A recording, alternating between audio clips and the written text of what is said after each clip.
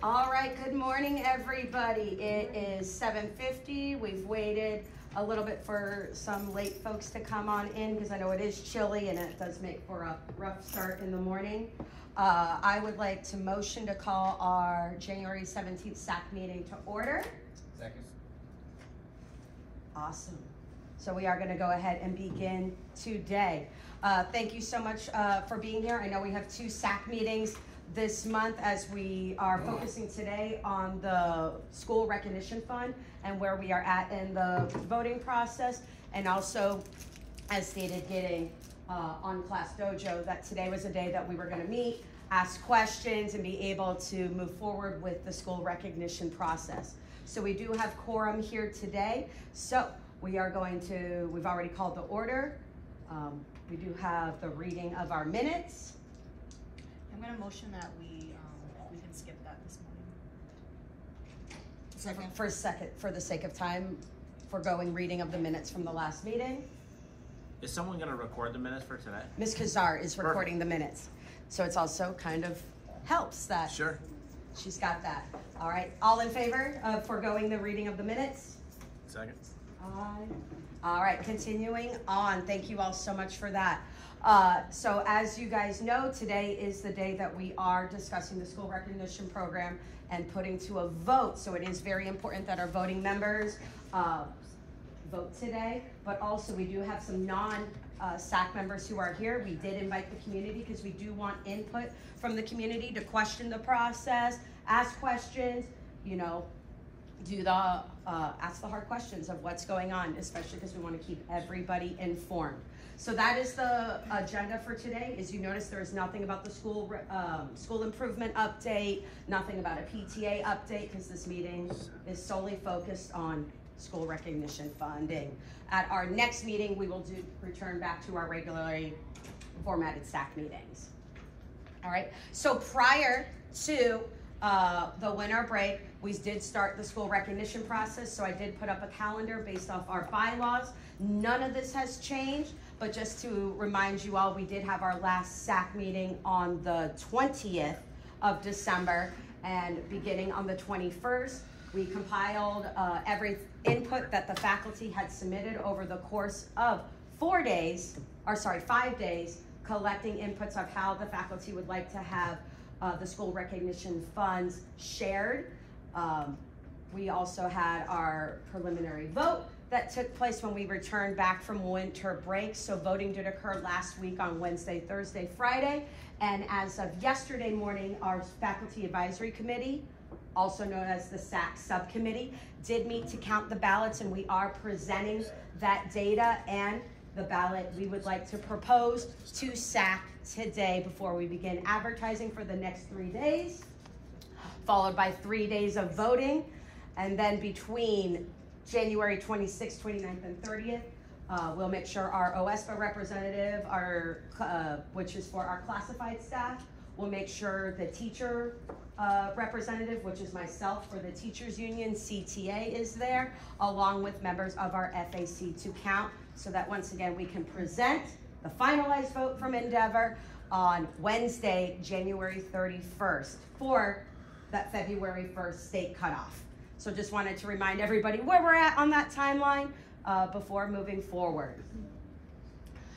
So up on the screen, as I started going over last meeting, were the 10 different options that the faculty had submitted of how they would like the school recognition amounts distributed.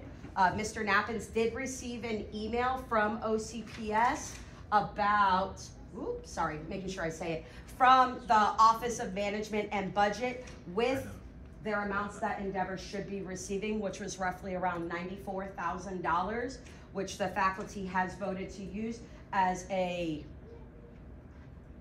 I want to say, is it a bonus, the word? A bonus for the faculty members who have returned from the 2023 school year and have continued to stay through the duration of the 2023-2024 school year. So there are percentages that were put up for the faculty to vote on. They were able to select their 3 top choices of what they wanted to see on the ballot, along with how they wanted, based off percentages, how they wanted it split. You will see at the bottom of the ballot, there were 3 questions that were brought up that we wanted to address with the staff members that were here. Like number 1, there was an instructional staff member who was covering both a classroom and a paraprofessional position. So they voted if they should be included in both categories. Last year, there was a classified staff member who stepped into a teaching position. So we wanted to see if they can be moved over from the classified side over to the instructional side. The instructional side being our certified teachers on campus. And then the last question of should we include any staff members who return for any part of the 2023-2024 school year, as there have been some staff members who have chosen to leave throughout this year. So just letting everybody know, it was approved through vote to have the classified staff members switched over to the instructional side, while the other 2 were voted no. Once again, that was based off the faculty. So that turned out that option 1, option 3, and option 4 did have the highest amounts of votes to be included onto the ballot. And once again, you can see the questions. The results that were there were 30 out of 58 people did approve to move our classified staff member to the instructional side for doing the work of a classroom teacher. Which brings us to why we are here today, approving of the ballot. So this is FAC's ballot proposal. Once again, it's a lot smaller, so it's a lot easier to see now. Based off the numbers that the faculty had voted on, there are 43 instructional staff members, including our principal, Mr. Nappins, along with 17 classified staff members, with 60 total staff members to be included in this bonus. So the proposals, as I stated, were option 1, 2, and 4, where that pot of money, which after 7.5% taxes is about almost $87,000, where 20% of that chunk would go to instructional to be split among 43 people, where 20% of that amount would be split among 17 staff members. Option 2 was 90% of $87,000 went to instructional to be split amongst 43 teachers, whereas option 10% was going to our classified staff members to be split amongst. Option 4, as you see, is 85 to 15% to be split. And according to our bylaws, there is the bylaw option where everybody can vote for the option of none of the above if they choose to do so. And if that is the majority, that would prove for the FAC to go back and restart the process, which would then in turn, we would miss that February 1st date where our classified staff and non-classroom instructional staff, including Mr. Nappins, Ms. Zupa, Mr. Mack, Ms. Mann, Ms. Blair, those would be people who would be left out if it does default, where it would go to no matter who the classroom teachers are, whether they were here last year or not, would be receiving the bonus as well. So it is a lot to take in. I handed out to you all the list of the 60 staff members who are included in this distribution of money. And I know I went through that kind of quickly. Give you a moment to kind of process it. But any questions, comments, concerns about the process, who's receiving money, where the money comes from, because I know some families are joining us for the first time. If they're confused about this process at all or what is happening, we wanted to make sure we took time to clarify. So the objective of today's meeting is to... The objective of today's meeting is to put to a vote if this proposal is going out to advertise to faculty members beginning tomorrow, starting that 3-day advertisement period. It's for a vote to take place next week. So essentially, they would then vote on one of these 3 It would be on one of these 4 options, correct? The 4th being none of the above. Yeah.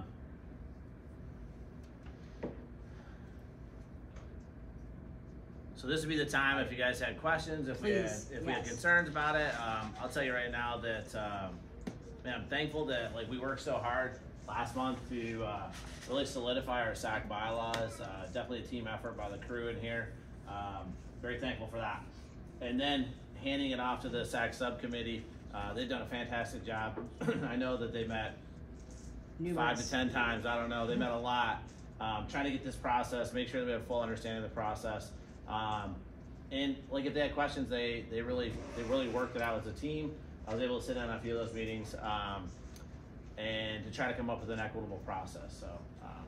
So I think that if we have like any type of conversation about this or concerns about this, excuse me, knowing that like this is very high stakes, right? Because if there is a situation where we can't approve this ballot, right? And I'm not trying to apply pressure, but if we can't approve this ballot, then the time doesn't permit for us to go back through the process again.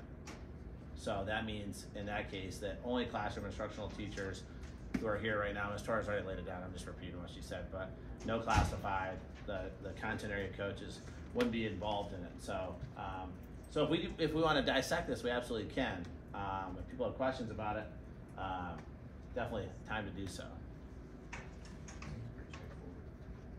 I think so too. The way they broke it down is more detailed than any process I've ever seen as I've been through this at other schools. The way this subcommittee, I know that Stiftar and Torres, Chiller, everybody put a ton of work into this. So those are my 2 cents.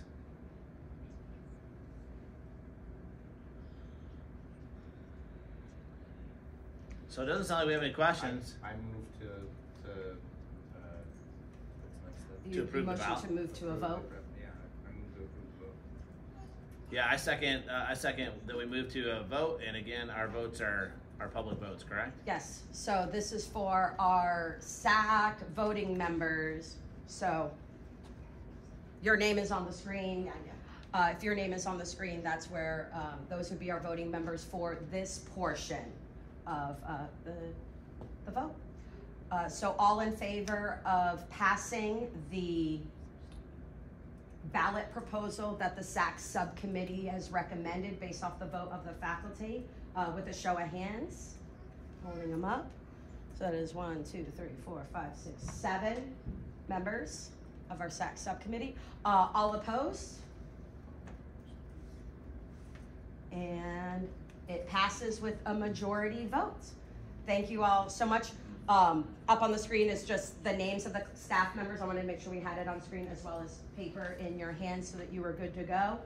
So we will start the voting process, the advertisements beginning tomorrow morning, and then we'll move to a vote in at our next meeting on Wednesday, January 31st. We will be able to put it to a final vote that we approve how the recognition funds are going to be dispersed, or start over. So important though that everybody's We're here here on that meeting, because then we're going to solidify and then we got to start a process where we send this to the district that sends it out to the state. So we need to have quorum that day. Yes, please. Which our SAC's been fantastic. Like we've had a great group all year, so very thankful for you guys. And as always, we will reserve this time as an open forum where we will field questions from the community and stakeholders.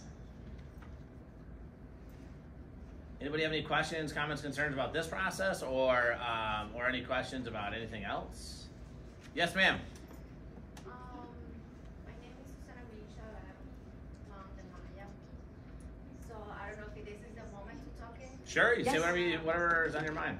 So when they start the school, she started with the Miss Johnson and Bernardo, correct?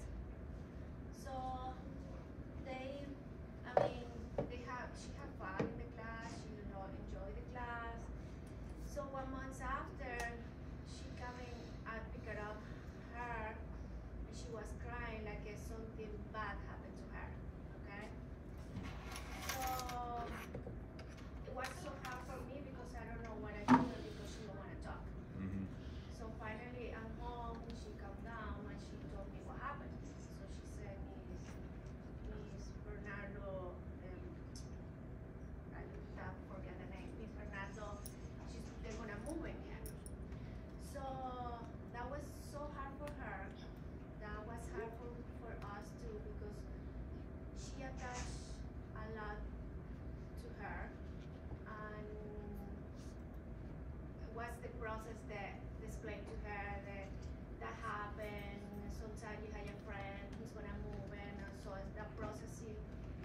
she already accepted the process. So okay, so they put in a new, you guys put in a new teacher. So happened that time. Nobody told us they're gonna move and miss the teacher to the other class. Okay, that happened. Whatever. So 2 months after, or on December, the day they had the party for the Christmas party, the end of the year, they decide, I don't know who decide, to tell the kids they're gonna move in Mrs. Jones too.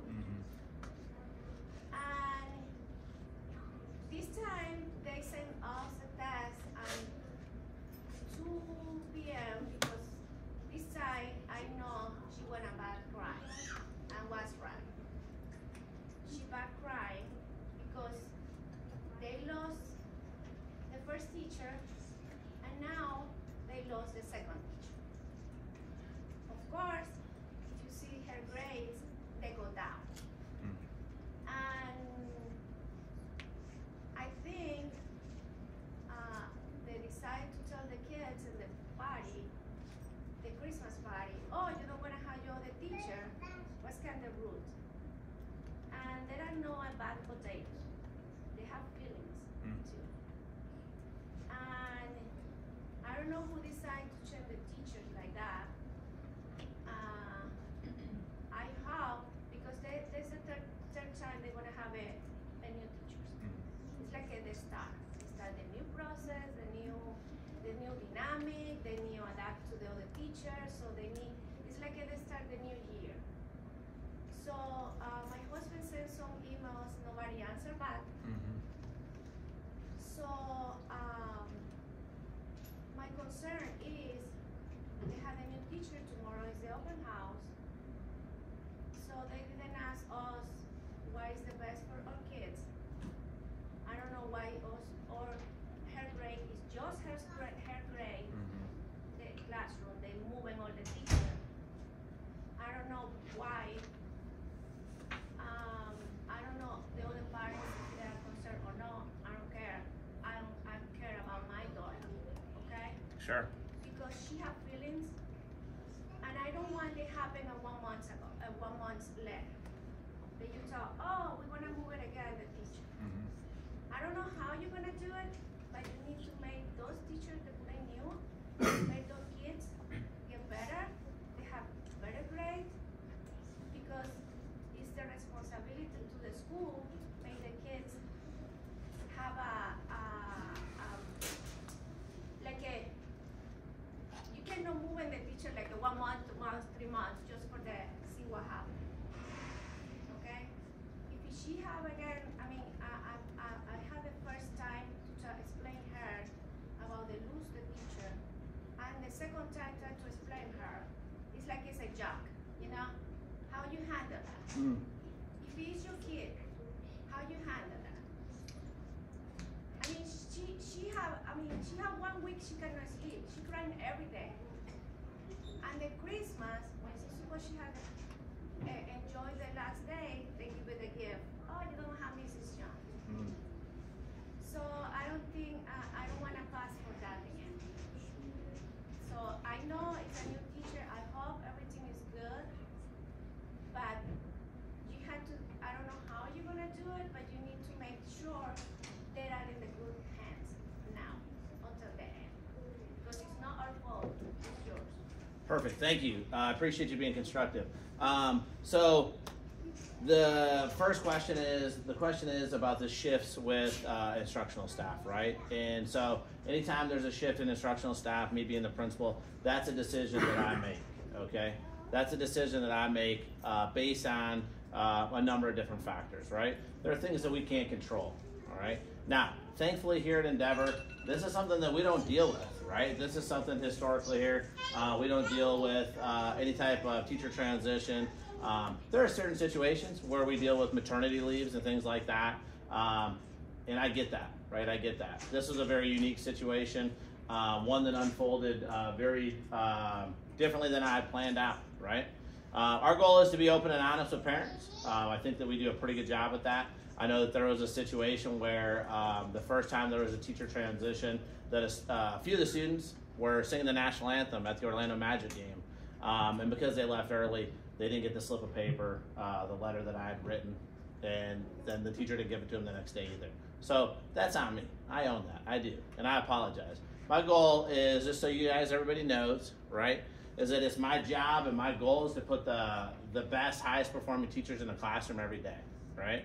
Sometimes when teachers are on leave and we have a expected return date, sometimes that shifts, right? Sometimes it gets pushed back multiple times unexpectedly, right? And then sometimes at the end of those leaves, teachers decide not to come back. And that's a very unique situation.